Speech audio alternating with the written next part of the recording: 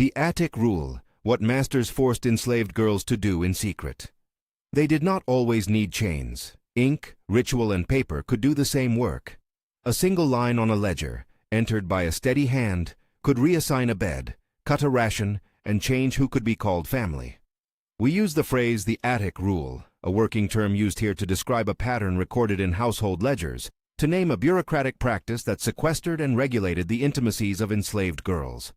This is not a sensational label pulled from the archive. It is an interpretive shorthand for a set of administrative acts, reassigned sleeping quarters, barred visitors, recorded cohabitation, that, taken together, appear to have been used to control bodies and relationships. Where the record is silent about a literal attic, the location must be considered indefinido. What follows is reconstructed from ledger entries, a surviving deposition, conservation notes, and a few objects that persisted when paper did not. Open the ledger and you see more than accounting. You see a technology of governance. The book is not neat. Pages swell from water stains. Ink bleeds where fingers once went back and forth over words. Marginalia crowd the edges. Tiny notations in a different hand. A cross. The word corrected here and then, another scratched through with a pen still dear to the writer. A clerk's hand lists rations and names.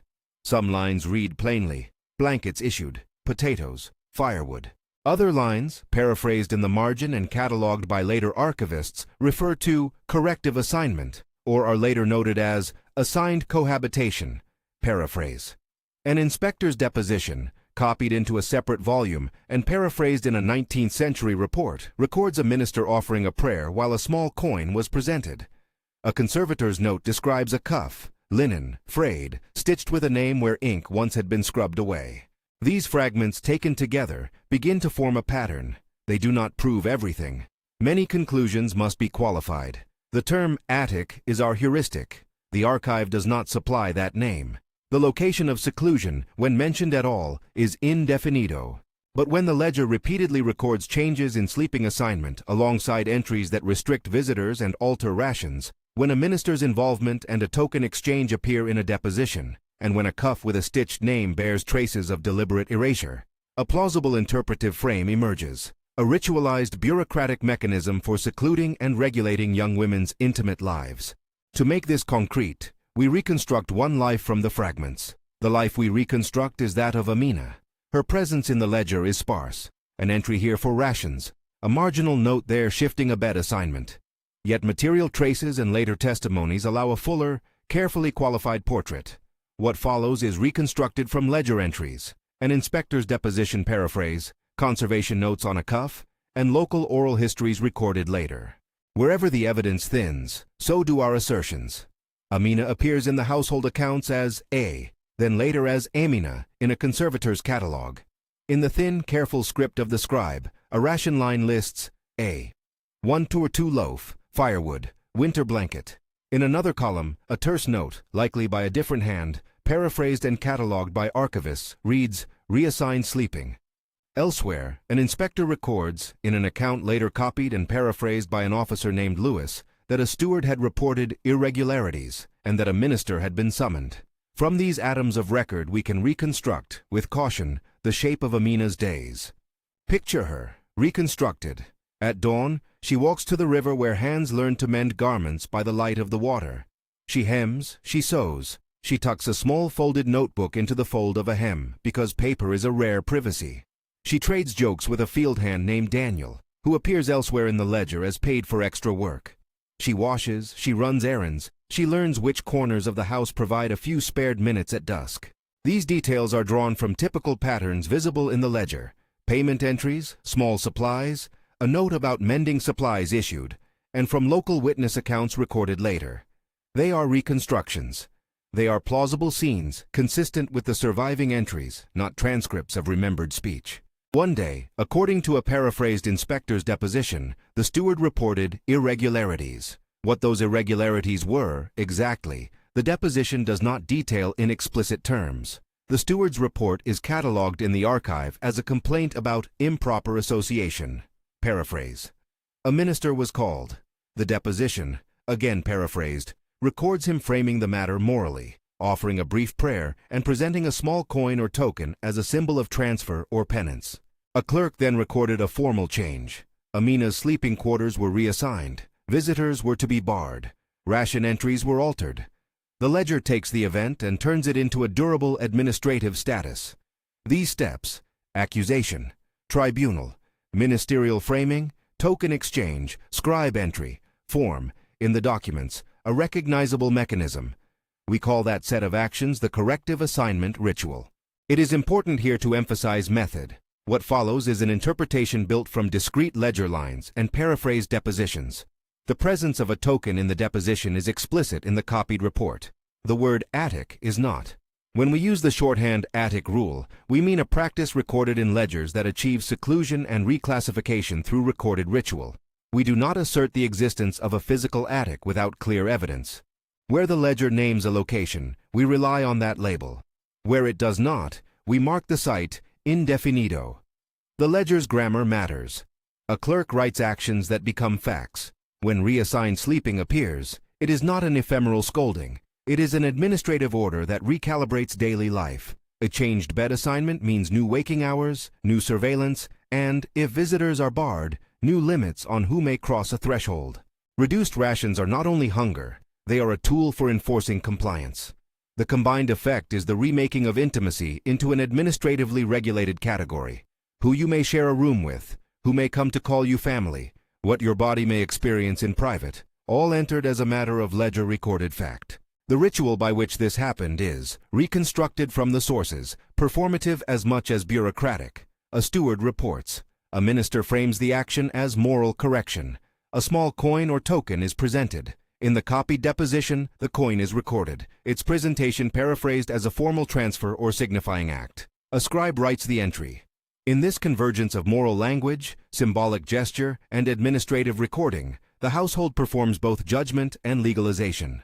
Once the scribe signs the page, the ledger becomes evidence for the household, for inspectors, and, when inheritance or legal disputes later arise, for courts or overseers.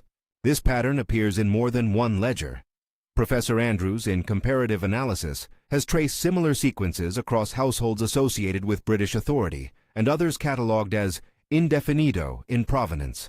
In each, the structure reappears: steward complaint, ministerial intervention, token or payment, scribe entry, reassignment. Andrews cautions, rightly, that this does not demonstrate a single, centrally dictated law with a name, but it does indicate a recurring administrative logic. For the purposes of interpretation, we use the shorthand attic rule to capture that pattern of seclusion and regulation as it appears in household archives.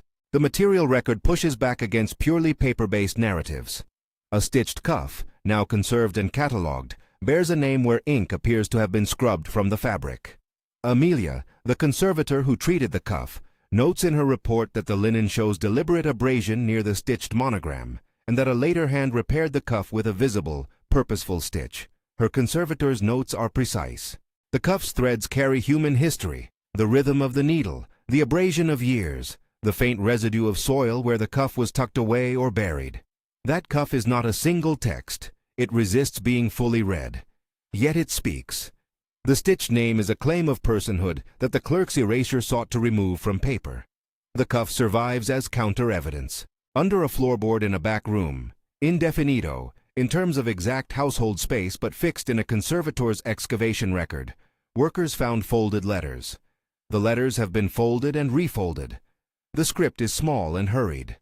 They were catalogued and conserved. Some words are legible, many are not. One note, paraphrased in the catalog entry, reads like a private direction, a phrase about meeting by the well, and a reference to a small coin left under the hearth. Another letter, in a separate box of fragments, appears to be a petition that was stamped "refused" in a later hand. These objects suggest persistence, private correspondence, hidden where household control could not immediately find it, a petition which an official hand declined to accept. The paper and the cuff together make visible a quiet refusal to let identity be fully scripted by a ledger. Resistance also appears in everyday acts. The ledger lists a payment to Daniel for extra work. Amina's later attribution in local memory, paraphrased and recorded years after the fact, ties Daniel to bringing small comforts, a sweater mended, an extra bit of bread. Such acts of mutual care are not dramatic uprisings. They are everyday resistances that sustain people under regimes of administrative control. The ledger's entries, precise and dry, cannot fully account for these tender economies. Where the paper craves flat certainty, human life insists on slippage. The consequences of ledger recordings outlive the person whose name is recorded. A line that reads, "assigned cohabitation," paraphrase, can later be used to question family ties. When a court or an estate surveyor later looks at the page, that single line can become evidence undermining claims to kinship, to inheritance, to legal recognition. Generations later, descendants may find their pedigree interrupted by a clerk's shorthand. The ledger's administrative powers ripple across time. Choices made in the moment of a steward's complaint reorder lineage and property in ways the original actors likely could not have anticipated. This is not merely historical abstraction. The ledger's paper is an instrument of erasure with long-term legal force. A reassigned sleeping entry, when copied into an estate inventory or a certification of household status, can be used to claim that a woman was belonging to another household arrangement and therefore ineligible for certain rights or recognition. A refused stamp on a petition seals a voice out of administrative hearing. The archive thus both contains and causes harm. It preserves and perpetuates the mechanisms that produced dispossession. Yet archives can also be a remedy. Archivists, conservators, and historians can contest the ledger's silence by returning the cuff to view, by cataloging the hidden letters, by noting, in metadata, and finding aids, the ways that entries were produced and by whom. Professor Andrews's comparative study is instructive here. By putting similar ledger mechanics in conversation, she reframes local notations as part of a broader logic of domestic governance. Amelia's conservation work made the stitched name legible again. A cataloger's careful note that an entry is paraphrased or reconstructed resist false certainty. Methodology matters at every step. We must be candid about what the records say and what we infer. Where the ledger provides a clear line, rations adjusted, bed reassigned, that reads as an administrative act in the household. Where a deposition paraphrases a minister presenting a coin, we can say the record records a token's presentation. Where a cuff bears a stitched name and visible abrasion, we can say a name was preserved on textile where ink had been scrubbed from paper. Where a scene is imagined for the camera or for narrative force, a possible confrontation, a reconstructed tribunal, that scene must be explicitly labeled, publicly framed as reconstruction, and introduced with a line such as, "What follows is a possible scene consistent with the surviving entries." We use the words reconstructed, paraphrased, appears to indicate, and indefinito as constant qualifiers. Without them, we risk turning method into myth. At the same time, silence in the record does not equal absence in life. The ledger lists the things the household deemed worth recording. It rarely records private talk, affection, or the names in which people called one another in the dark. That absence is telling. The archive that documents control leaves out the counter-evidence of daily intimacy. The cuff and the hidden letters fill some of that gap. So does memory. Oral histories collected decades later preserve names and gestures that ledgers omit. They are fragile, filtered through time and testimony, but they are evidence too, and they must be treated with care and with the same skepticism we apply to paper. The ritual we have called corrective assignment can be broken down into moments we can observe across records. First, the initial complaint. A steward or household manager reports a perceived infraction. The ledger often records the steward's shorthand complaint without detail. Second, moral framing. A minister, summoned to the house, renders judgment or performs a prayer that gives moral and religious sanction to the action. Third, a symbolic act. A coin or token is presented, standing for transfer, punishment, or ritual renunciation.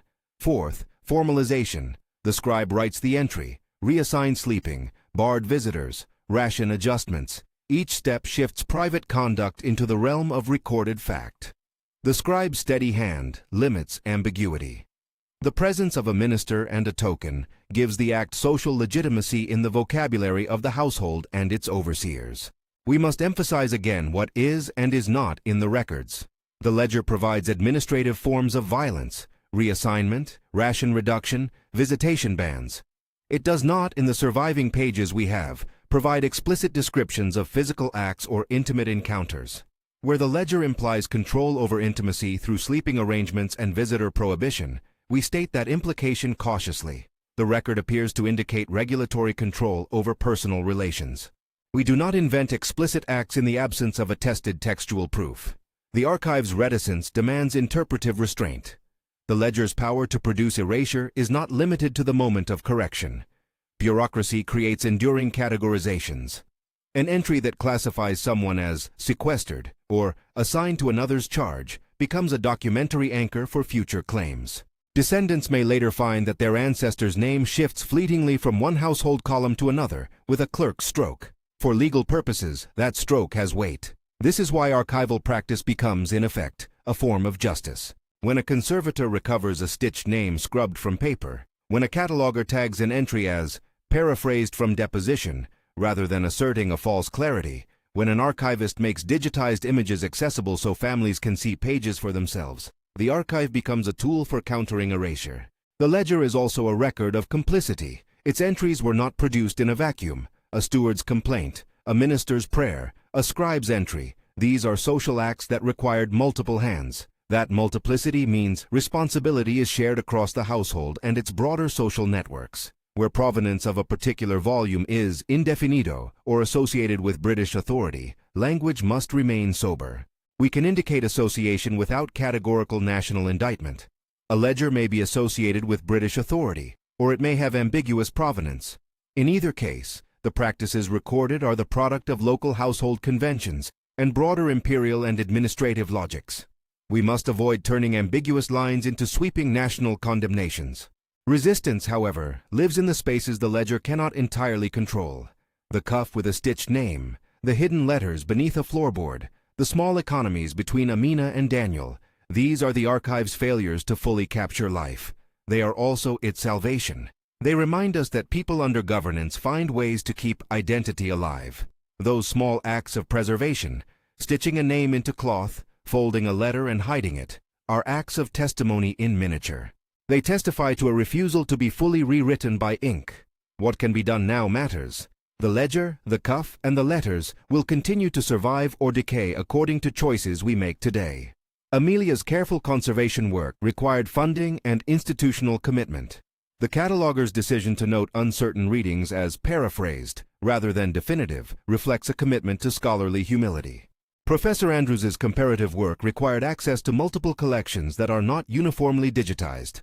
These are acts of preservation that are also acts of repair. If this material is speaking to you, if the image of a stitched cuff beside a ledger page feels urgent, consider how to support the work of making records public and legible. A first modest step is to follow the link in the description for images and further documentation of the ledger, the cuff, and Amelia's conservation report. That resource provides access to the pages and lists ways to support the cataloging project and local archival partners. The ledger's afterlives are not only legal, they are genealogical. Families seeking to reconstruct lineage may be thwarted by a clerk's shorthand. Communities trying to remember an ancestor face both paper silence and deliberate erasure. The documentary project we have described is one way to restore, as best we can, the names and the small acts that documents once tried to remove. When a conservator makes a stitched name legible again, she does more than save cloth. She restores a human claim against erasure. We must also be attentive to limits. Many reconstructions are necessarily speculative at the edges. When a deposition paraphrases a minister presenting a token, we can say the token was presented. We cannot claim knowledge of the minister's inner intention beyond what the deposition records. When a ledger records assigned cohabitation, in shorthand later paraphrased by catalogers, we can describe the administrative outcome without inventing private conversations. And when a location is not identified, we must say indefinido. These cautions are not hedges against truth. They are ethical commitments to accuracy. The Attic rule, as a heuristic, helps us see ledger mechanics as a system rather than a series of isolated incidents. It draws our attention to how everyday governance, pages and ink, a minister's prayer, a steward's complaint, could remake intimacy into a matter of household record. The phrase is useful precisely because it underscores the ordinariness of bureaucratic violence. It is not always spectacular. It is often mundane and therefore durable. Toward the end of Amina's reconstructed story, the ledger continues to speak in thin columns. Her name appears less often. A later entry notes a transfer. Another page records a reduction in rations. The cuff survives. The letters are folded and faint. The people who knew Amina, her neighbors, those who later spoke to surveyors or to local historians, left traces that do not always cohere into a single narrative. That incoherence is part of the truth. lives do not submit to neat chronology. They resist being fully legible. Our obligation is twofold. First, to attend to the archive with methodological care, always marking reconstruction, never converting plausible scenes into certainties. Second, to act as stewards of what remains. That means funding conservation, supporting cataloging, digitizing records so communities can access them, and collaborating with descendants and local organizations so that archival work serves people, not only scholarship. The cuff and the ledger, side by side, are an image that persists. One is cloth, the other paper. Both are fragile. The ledger records an administrative act of reclassification. The cuff bears a stitched name that refused to be fully erased. Together they tell a story of control and of endurance. They are evidence of how bureaucratic systems could reorder intimacy and how people carved spaces of dignity within them. If you can, consider supporting your local archives. Volunteer time, donate to conservation projects like the one that allowed Amelia to save the cuff, or share resources from repositories so that descendants and communities can see and engage with the primary materials. Share this video with someone who cares about history and justice. Preservation is collective work. The ledger's silence can be answered by many voices working to make the past legible again. In closing, remember our constraints. The phrase "the attic rule" is a working term used here to describe a recurring pattern. Ledger entries and associated rituals that reassigned sleeping quarters, limited visitors, and formalized intimate control. The archival record does not supply a single, uniform law by that name, nor does it always identify a physical attic. Where the location is not specified, we mark it indefinido. Most of what we have described is reconstructed from ledger lines, a deposition paraphrase, conservation notes, and material objects. We state that reconstruction openly because methodological transparency is part of honoring the lives we study. Look at the cuff again in your mind, the faded linen, the small neat stitches of a name, the place where ink was scrubbed to invisibility. Next to it, imagine the ledger open to the page where a clerk recorded a bed reassignment. Both objects demand attention. Both ask us to read carefully, to question what administrations did with ink, and to answer, by preservation and by public work, with care and with insistence on dignity.